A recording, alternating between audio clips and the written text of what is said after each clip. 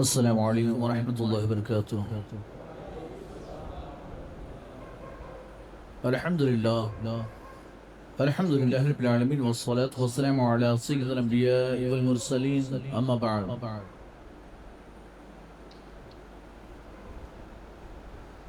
بسم اللہ الرحمن الرحیم۔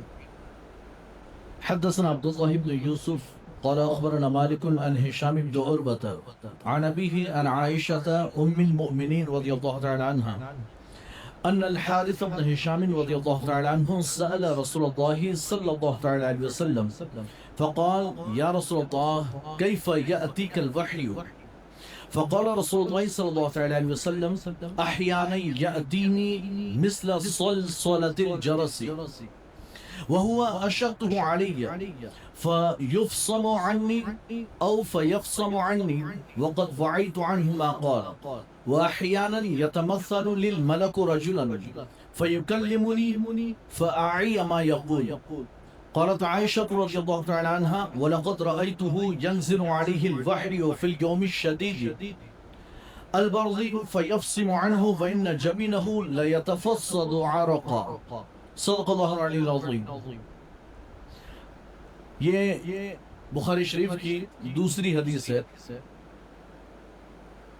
چونکہ باب جو چیپٹر ہمارا شروع ہوا تھا وہ تھا کہ اللہ کے رسول پر وحی کی ابتدا کیسے ہوئی، جس میں امام بخاری نے پہلی حدیث نیت کے تعلق سے بیان کر دی تاکہ سارے لوگ اس بات کو جان لیں کہ امام بخاری کی بھی نیت احادیث لکھنے جمع کرنے میں درست اور صحیح تھی، پڑھنے والے، پڑھانے والے، سننے والے، سنانے والے وہ بھی اپنی نیتوں کی اصلاح کر لیں۔ اب اصل چیپٹر شروع ہوتا ہے کہ اللہ کے رسول پر وحی کیسے آتی تھی۔ حالانکہ ابتدا تو یہ کہ ابتدا کیسے ہوئی، ابھی ابتدا شروع نہیں، ابھی تو وحی کے حالات بیان کر رہے ہیں کہ وحی کیسے آتی اللہ کے رسول پر، اس کی کیا صورت، کیا کیفیت ہوتی۔ تو یہ حدیث مبارکہ اسٹارٹنگ جو اس کی ہے وہ سند کہلاتی ہے۔ حدیث کے دو ٹکڑے ہوتے ہیں، ایک سند اور ایک متن۔ یہ جو نام آتے ہیں حدثنا عبداللہ بن یوسف قال اخبرنا مالک عن ہشام بن عروہ عن ابیہ، یہ جو سند ہے، یہ نام جو ہے نا یہ سند ہے۔ سند کہتے ہیں سرٹیفکیٹ کو، سند کہتے ہیں سرٹیفکیٹ کو۔ یہ زنجیر ہے نا جو مسلسل چلی آتی اللہ کے رسول سے لے کر کے راوی تک۔ اور امام بخاری نے اپنے کتاب میں جمع کر دیا، تو امام بخاری کے بعد والوں کو ہم بیان نہیں کرتے، ہم ڈائریکٹ امام بخاری سے بیان کرتے ہیں کہ امام بخاری نے کہا کہ ہم سے حدیث بیان کی عبداللہ بن یوسف۔ اچھا، اس سند میں جتنے راوی ہیں ان میں جو پہلے راوی ہیں امام بخاری کے استاد، امام بخاری کے شیخ عبداللہ بن یوسف، وہ مصری ہیں، تیونس کے رہنے والے۔ ان کے علاوہ جتنے راوی ہیں سب مدینے کے رہنے والے ہیں، سب مدنی ہیں۔ اب یہ روایت جو ہے حضرت ہشام بن عروہ اپنے والد عروہ بن زبیر بن عوام رضی اللہ تعالیٰ عنہ سے روایت کرتا ہے، اور حضرت عروہ کہتے ہیں کہ یہ روایت مجھے حضرت عائشہ نے بیان کی۔ اچھا، پہلا جو لفظ ہے نا وہ ہے امام بخاری کہتے ہیں حدثنا۔ میں اس پر بھی تھوڑی سی روشنی ڈالتا ہوں کہ حدثنا، اخبرنا، ان دونوں میں بھی تھوڑا سا فرق ہے۔ جو پرانے لوگ تھے متقدمین، امام بخاری اور امام مسلم کے زمانے کے جو لوگ تھے یا ان سے پہلے کے لوگ، تو ان کے یہاں کوئی فرق نہیں، چاہے حدثنا کہو، اخبرنا کہو، سمعت کہو، عن کہو، کچھ کہو، سب کا ایک ہی مان، کوئی فرق نہیں۔ لیکن بعد میں محدثین نے اس میں فرق کیا، تو محدثین کہتے ہیں کہ حدثنا تب کہہ سکتے ہیں کہ جیسے ابھی میں حدیث سنا رہا ہوں، آپ لوگ سن رہے ہیں، تو آگے آپ اگر کسی کو حدیث بیان کریں تو آپ یوں کہہ سکتے ہیں کہ ہم سے حدیث بیان کی شاہد رضا نے۔ آپ ڈائریکٹ یوں کہہ سکتے ہیں حدثنا شاہد رضا، یوں کہہ سکتے ہیں نا، ہم سے حدیث بیان کی شاہد رضا نے، ٹھیک ہے۔ حالانکہ حدیث بیان کرنے کے لیے بھی اجازت کی ضرورت ہوتی ہے، اس کی بھی اجازت ہوتی ہے کہ بھئی اجازت کس سے ہے نا۔ تو ہماری اجازتیں ہوتی ہے، سند ہوتی ہے، ہمارا ایک سلسلہ ہے حضور تک، ہے نا۔ آپ ابھی سن رہے ہیں تو اچھا، یہ حدثنا کہ جب میں یعنی کہ استاد سنائے حدیث اور تلامذہ شاگرد سنے، تو پھر شاگرد آگے جب بیان کرتے ہیں تو حدثنا سے بیان کرتے ہیں۔ کبھی کبھی ایسا ہوتا ہے پہلے ہوتا تھا، اب تو چونکہ سمجھانے کی ضرورت، لیکن آج بھی جہاں سمجھانا نہیں پڑتا اور صرف پڑھی جاتی ہے، صرف پڑھی جاتی ہے، سمجھایا نہیں جاتا، وہاں ایسے پڑھا جاتا ہے کہ بھئی استاد پوری حدیث پڑھ گیا، جیسے ابھی میں نے آپ کے سامنے پڑھ گیا، پھر تیسری حدیث، پھر چوتھی حدیث، پھر پانچویں حدیث، اس پر کوئی بات نہیں کرنی، سمجھو آپ، ایسے بھی پڑھائی جاتی ہے، ٹھیک ہے۔ تو اس زمانے میں ایسا ہوتا تھا کہ امام بخاری بیٹھے ہیں، امام مسلم بیٹھے ہیں، یا کوئی بھی محدث بیٹھا اور اس کے سامنے کوئی شاگرد حدیث بیان یعنی پڑھ رہا ہے، پڑھتے جا رہا ہے اور یہ سنتے جا رہے ہیں، غلطی ہوئی نہیں ایسا نہیں، یہ غلط، ایسا پڑھو، غلطی ہوئی تو بتا دیا، ورنہ بس سن رہے ہیں۔ تو پھر یہ شاگرد جب آگے بیان کریں گے تو وہ حدثنا نہیں کہیں گے، وہ اخبرنا کہیں گے، وہ اخبرنا کہیں گے۔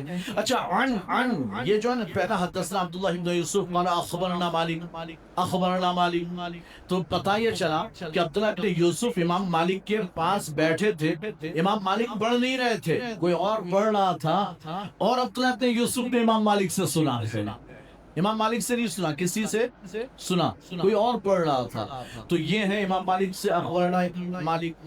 پھر اس کے بعد ان ہشام دور ہوا، عن ابی عن رسول اللہ صلی اللہ عن تو عن جو ہوتا ہے، تو ابتدان تو عن میں بھی کوئی خرابی نہیں تھی کہ سب صحیح ہے، عن ہو تب بھی کوئی مسئلہ نہیں، اسے حدیث معن کہتے ہیں، عن۔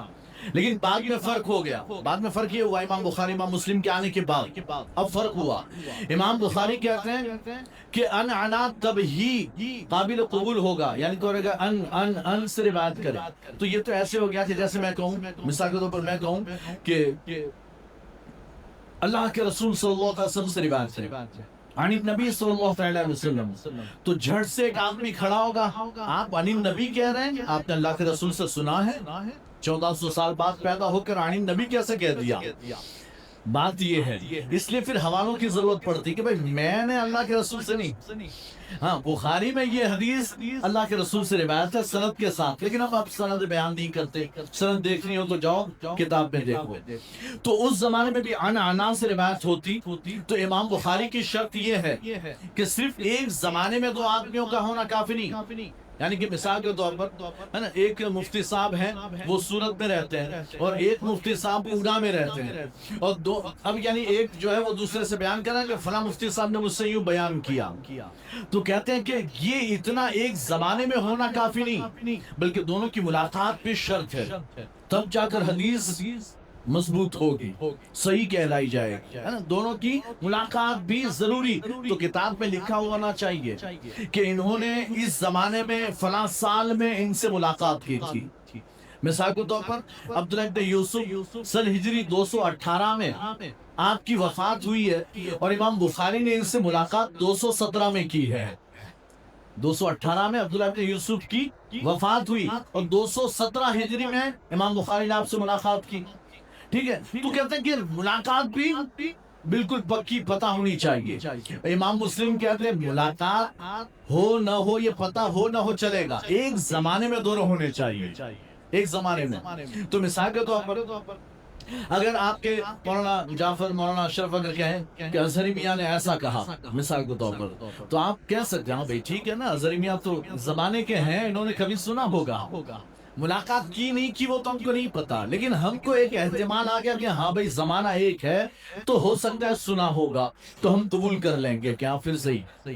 لیکن اگر یہی لوگ کہیں کہ حضور مفتی اعظم نے ایسا فرمایا، حضور مفتی اعظم نے ایسا کہا تھا، ایک مجلس لگی تو اس میں حضور مفتی اعظم نے ایسا کہا تھا، تو آپ کہو گے آپ تو مفتی اعظم کے زمانے میں تھے نہیں، آپ نے کیسے سنا، آپ نے کیسے سنا؟ تو یہ عن والی روایت ہو گئی کہ آپ کا زمانہ الگ، مفتی اعظم کا زمانہ الگ، اور آپ ڈائریکٹ کہہ رہے ہیں مفتی اعظم نے کہا، کہتے یہ تو عن والی روایت ہے، اس میں تھوڑی سی تحقیق کرنی پڑے گی کہ واقعی صحیح بات ہے یا نہیں ہے، سنا بھی ہے کہ نہیں سنا ہے بھی کہ نہیں وہ بات، ٹھیک ہے۔ تو یہ عن کا مسئلہ ہے بہرحال، لیکن یہ جو عن ہے امام مالک ہشام بن عروہ سے روایت کرتے ہیں، پرفیکٹ ہے، ہشام اپنے والد عروہ سے روایت کرتے ہیں، پرفیکٹ ہے، کوئی خرابی نہیں، ٹھیک ہے۔ اور حضرت عروہ ابن زبیر حضرت عائشہ صدیقہ ام المؤمنین رضی اللہ تعالیٰ عنہا سے روایت کرتے ہیں۔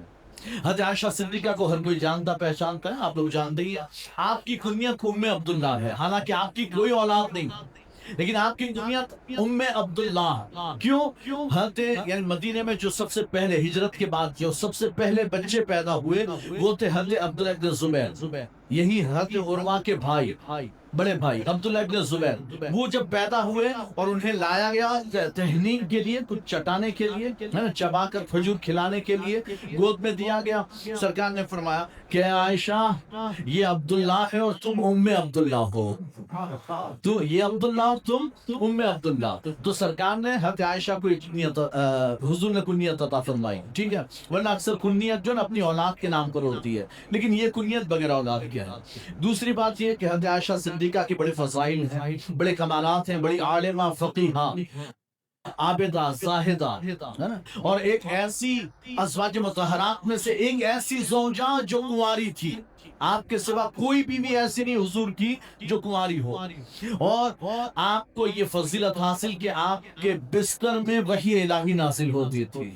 حضور لیٹے ہوں، حضرت عائشہ دونوں لیٹے ہوں بستر میں، اور اللہ کی وحی جبریل امین لے کر آ جاتے تھے، اللہ کی وحی آ جاتی تھی۔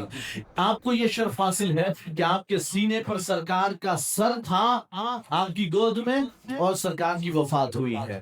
حضرت عائشہ خود فرماتی ہے کہ مجھے یہ شرف حاصل ہے کہ حضور کے منہ مبارک میں، دہن مبارک میں جو آخری چیز دنیا کی کوئی گئی وہ میرا تھوک تھا، وہ میرا لعاب تھا۔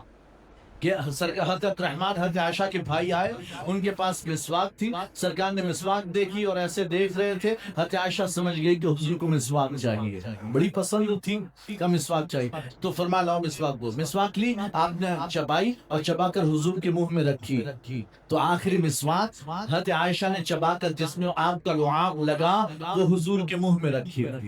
حضرت عائشہ صدیقہ کو یہ فضیلت حاصل ہے کہ آپ بڑے بڑے فقہاء صحابہ کے سامنے فتوے دیا کرتی تھی۔ جب بھی کوئی مشکل مسئلہ ہوتا بڑے بڑے صحابہ آپ کے پاس آ کر مسئلے پوچھا کرتے تھے، ہے نا۔ یہ حضرت عائشہ صدیقہ کی فضیلت۔ ایک فضیلت یہ ہے کہ حضرت عائشہ ہی کے حجرے میں حضور اکرم صلی اللہ علیہ وسلم کو دفن کیا گیا۔ آج جہاں سرکار کی قبر انور ہے وہ حضرت عائشہ کا حجرہ ہے، اور حضرت عائشہ فرمایا اچھا یہ قبر مبارک آ گئی تو بیچ میں پردہ کر دیا، ادھر حضرت عائشہ رہتی، یعنی گھر کے دو حصے کر دیے، ایک میں قبر، ایک میں آپ رہتی تھی، اور جب چاہتی آ جاتی قبر پر آ جاتی، جب چاہتی قبر پر آ جاتی، ہے نا۔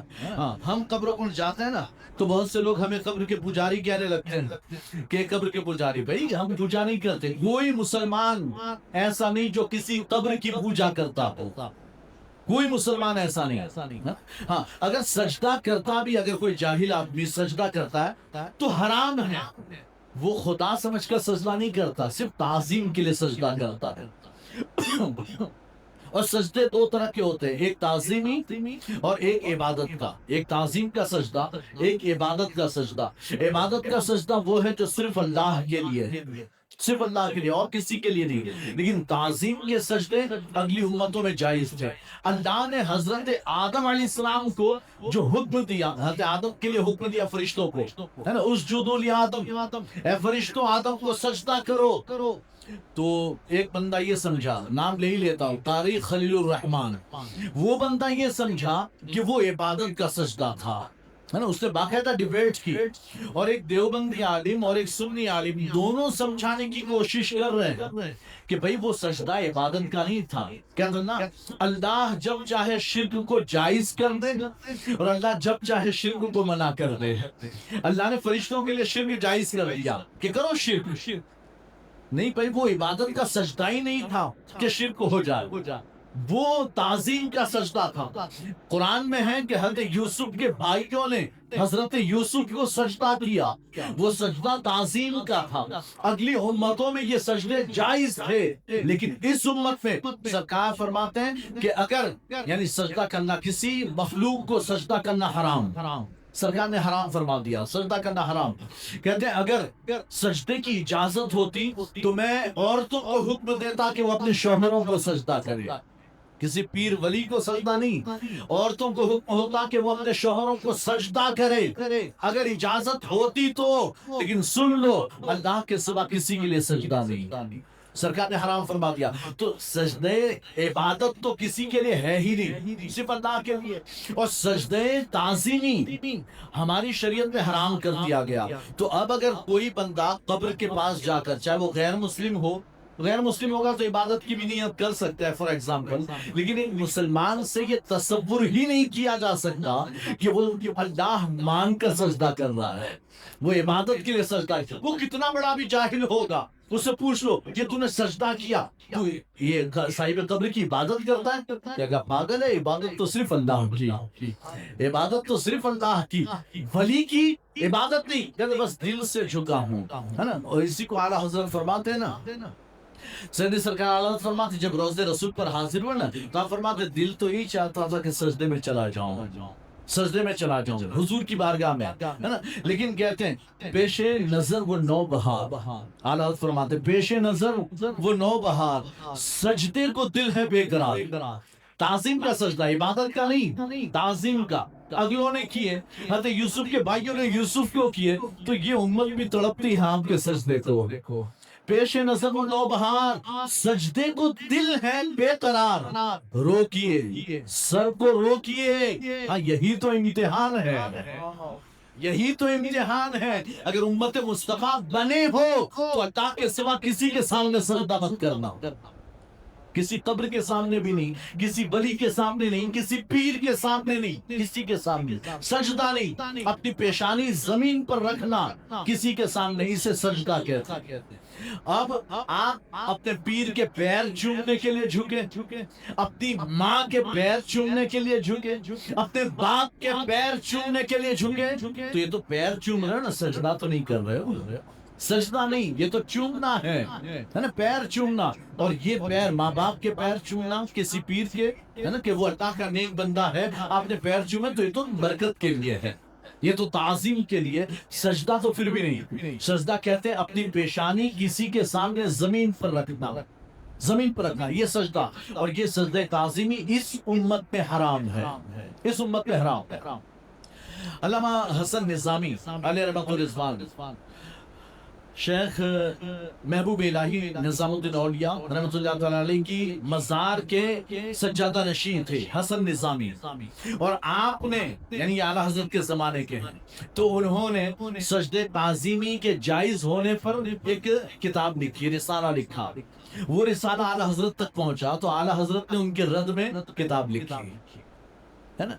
आपने उनके रद्द में किताब लिखी, ज़ुब्दतुज़ ज़किया फिर तहरीम में सुजूद तहिया, ताज़ीम का सजदा भी हराम है, उसके बयान में। जब आपने ये किताब लिखी, बाद में जब आला हज़रत का इंतकाल हुआ ना, तो हसन निज़ामी ने दुआ के लिए हाथ उठाए, कहता मौलाना इमाम अहमद रज़ा की मग़फ़िरत व बख़्शिश फरमाए। तो किसी ने कहा कि उन्होंने आपके रद में किताब लिखी, आप उनके लिए दुआ कर रहे हैं। तो आप फरमाते हैं कि उन्होंने एक मसले में मेरे रद में किताब लिखी है, वरना बंदा ऐसा था कि हमें दलाइलों के अंबार दे गया है, हर मसले में हमें दलाइल के अंबार दे गया, ये वो ऐसी ज़ात थी। तो बहरहाल कहने की बात है कि सजदे ताज़ीमी इस शरीयत में हराम। अब बात यह है कि हज़रत आयशा सिद्दीक़ा रज़ियल्लाहु तआला अन्हा जो ना, वो मैं ये कह रहा था, कहने की बात यह है कि ये कब्र पर जो भी मुसलमान जाता है तो सजदा नहीं करता, इबादत का शिर्क नहीं करता, कब्र की पूजा नहीं करता। और अगर कोई सजदा करता भी है तो इबादत की नियत नहीं, तो हराम काम किया, गुनाह का काम किया, लेकिन शिर्क नहीं किया, मुशरिक नहीं होगा, है ना। तो हज़रत आयशा सिद्दीक़ा रोज़े रसूल पर हाजिर होती थी, रोज़े रसूल पर हाजिर होती थी। फिर हज़रत अबू बकर सिद्दीक का इंतकाल हुआ तो वो वसीयत कर गए कि मुझे भी हुजूर के पहलू में दफन करना। तो आपके एक रिवायत तो सीरत में भी बयान की जाती है कि हज़रत अबू बकर सिद्दीक ने ये वसीयत की थी कि मेरा जनाजा रोज़े रसूल के सामने रख देना और अर्ज करना कि या रसूलल्लाह, आपका खादिम हाजिर है, अगर इजाजत हो तो आपके पहलू में दफन किया जाए। इजाजत मांगना, अगर इजाजत मिले तो दफन करना, वरना जन्नतुल बकी में दफन कर देना, ये रिवायत भी मिलती है। तो कहते जब रखा गया और अर्ज किया गया आपके यार सिद्दीक़ अकबर आपकी बारगाह में हाजिर है, आपके पहलू में दफन होने की इजाजत चाहते हैं, अगर इजाजत हो तो अंदर से जवाब आया, यार को यार के पहलू में लेटा दो। कब्र अनवर से जवाब आया, है ना। हाँ, اب یعنی باتیں بہت زیادہ پھیلتی جا رہی ہے، مجھے بات پر باتیں یاد آتی جا رہی ہے، وہ پھر ایک سوال پیدا ہو جاتا کہ یہ کیمرے جب سے آ گئے نا کرامتیں ہم نہیں ہونے لگی ہے نا. ہاں تو پہلے تو روز رسول سے آوازیں بھی آ جاتی تھی.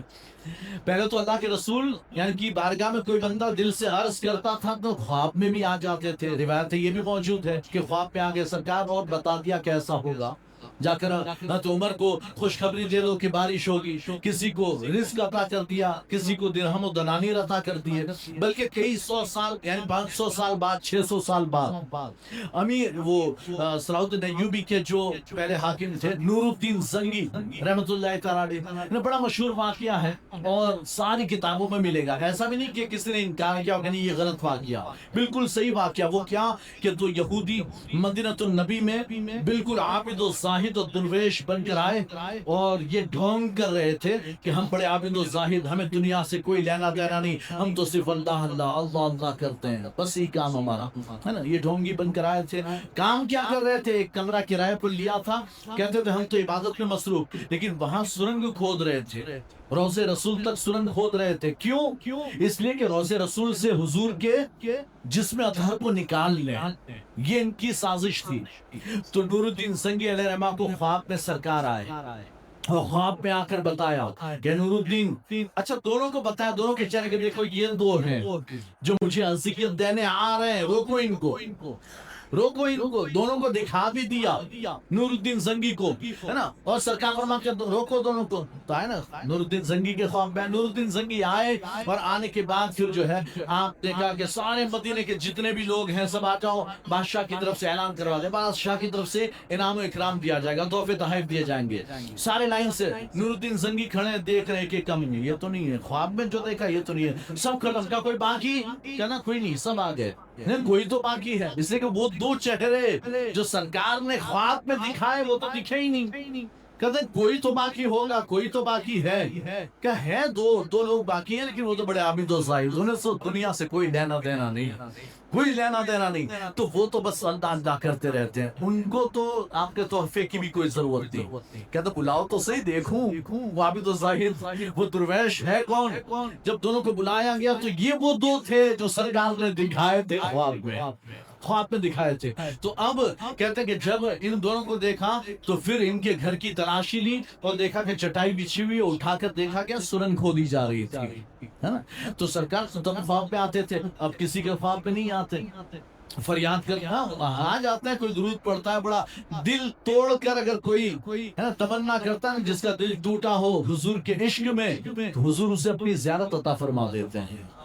لیکن کہنے کی بات یہ کہ پہلے تو بہت زیادہ ایسے واقعات ہوتے تھے، لیکن اب نہیں ہوتے. کیوں بھائی؟ قیامت قریب آ رہی ہے، قیامت قریب آ رہی ہے. اب اولیاء کرام بھی کم ہو گئے اور اولیاء کرام کی کرامتیں بھی چھپا دی گئی. یہ نہیں کہ نہیں ہے، کبھی کبھی ہو بھی جاتی ہے لیکن چھپائی گئی ہے. اس لیے کہ فتنے کے زمانے آ رہے ہیں نا، تو زمانہ جتنا آگے بڑھتا جائے گا، فتنے بڑھتے جائیں گے، لوگ برے سے برے ہوتے جائیں گے ہے نا. اور جتنے زیادہ لوگوں میں برائیاں ہوگی اللہ تعالیٰ انہیں بھی ڈھیل دے گا، تو کرتا جا دیکھتے ہیں ہے نا.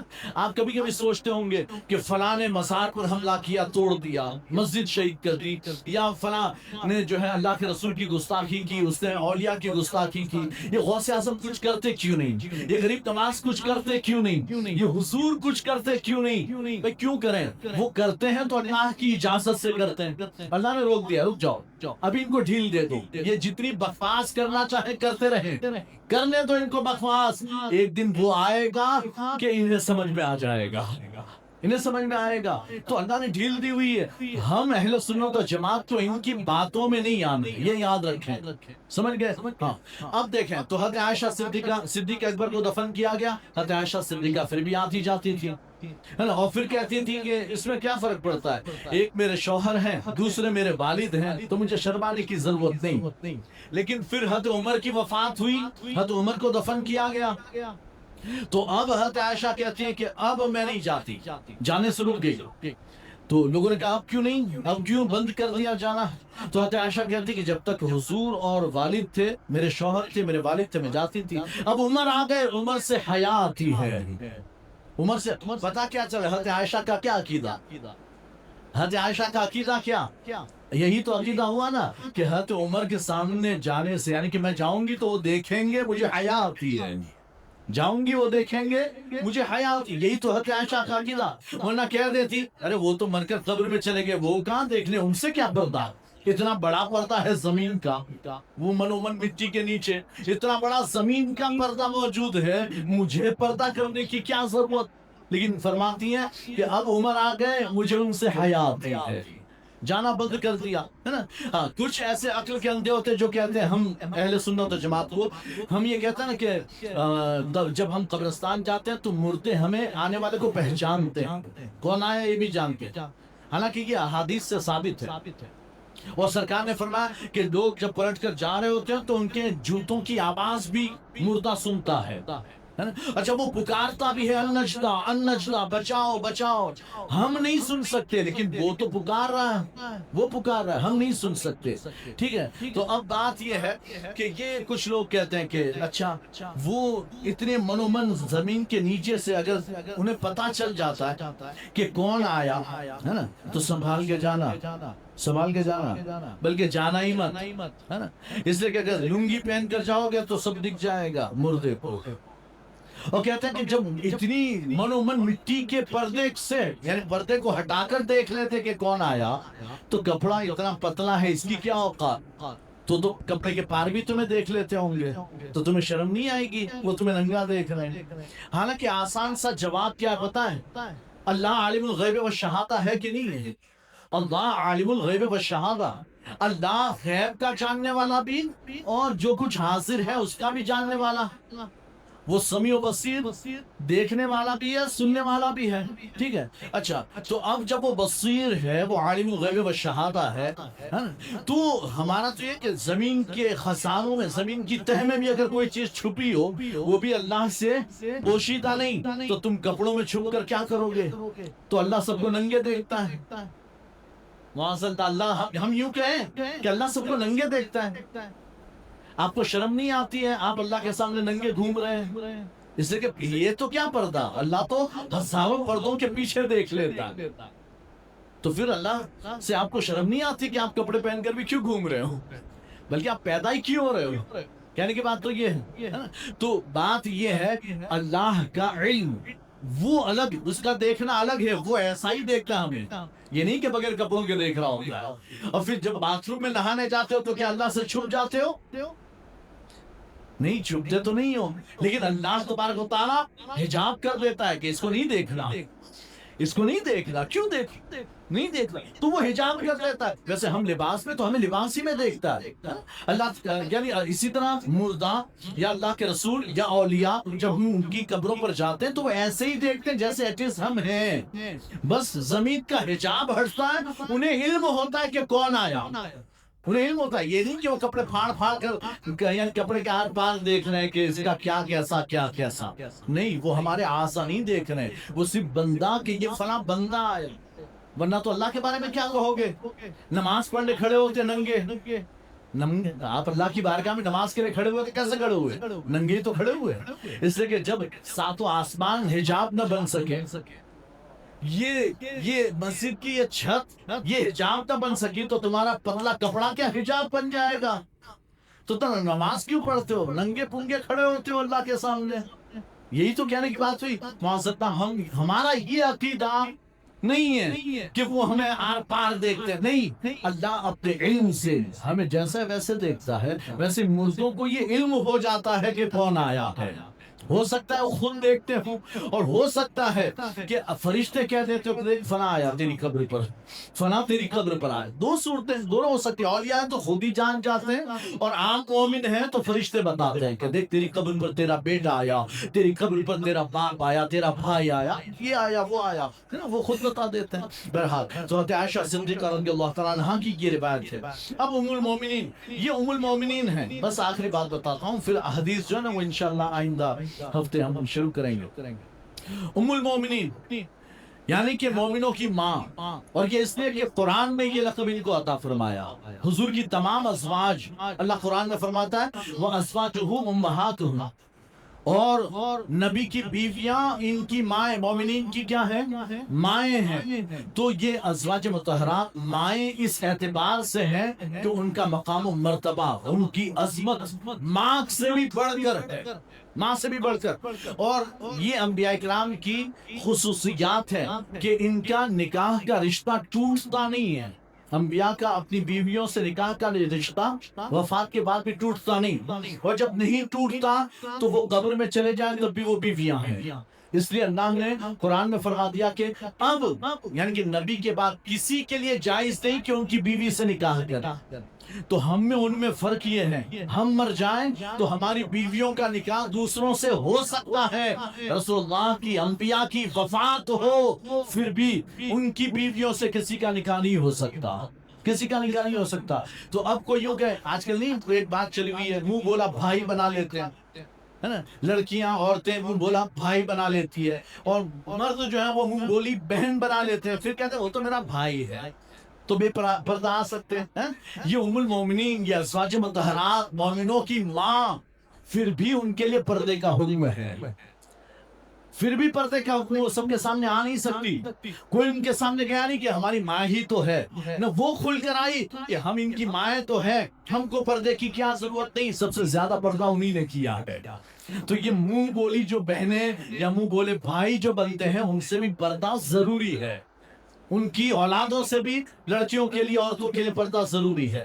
اللہ تبارک و تعالی ہمیں نیک توفیق عطا فرمائے. ابھی تو سند پر بات ہے، اب حدیث انشاءاللہ آئندہ ہفتے بیان ہوگی. السلام علیکم ورحمۃ اللہ وبرکاتہ.